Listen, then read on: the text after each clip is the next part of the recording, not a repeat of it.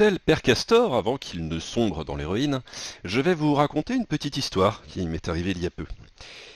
Le mercredi, je garde le fils d'une amie, un petit garçon adorable, de 4 ans et demi, et bien entendu, j'évite de le laisser à la maison, enchaîné à son lit toute la journée.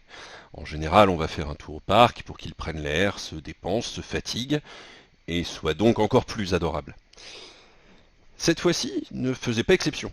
Nous sommes donc allés sur l'aire de jeu où l'enfant a commencé à jouer avec ses congénères.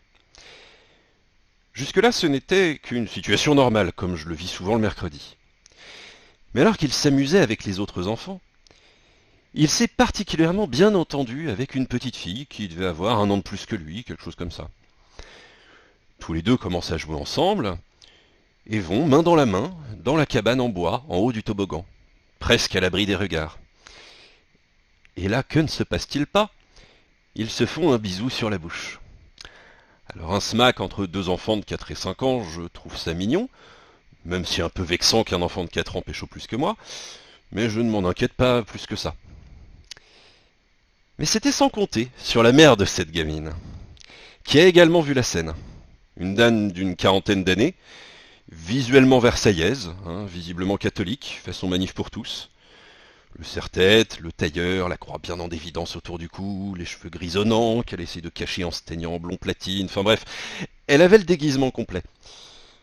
Cette dame bondit sur place, à la vue de sa fille embrassant un garçon, et vient me voir scandalisée, pour me dire que c'est innommable, que je devrais avoir honte, que mon enfant, oui parce qu'elle a supposé que j'étais le père, donc que mon enfant est un pervers qui a harcelé sa fille sexuellement et j'en passe.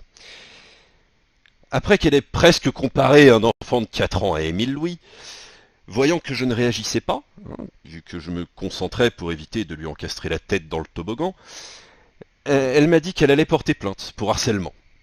Contre un enfant de 4 ans, oui oui. Pour ça, elle m'a demandé mon nom, pour que tout ça se règle devant la police.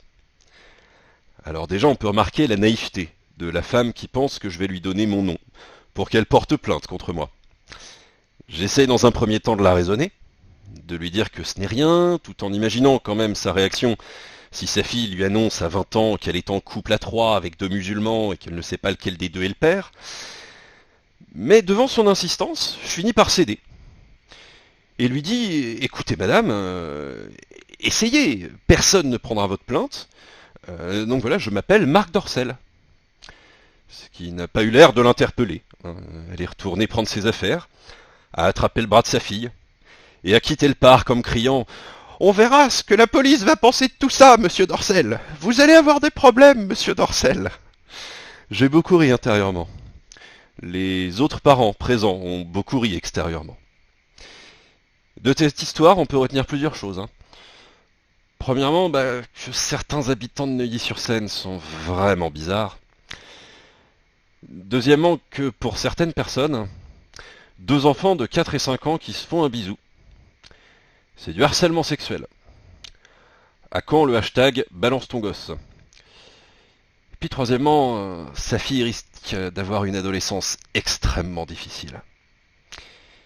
Puis mine de rien, j'espère vraiment qu'elle est allée au commissariat pour porter plainte contre Marc Dorcel.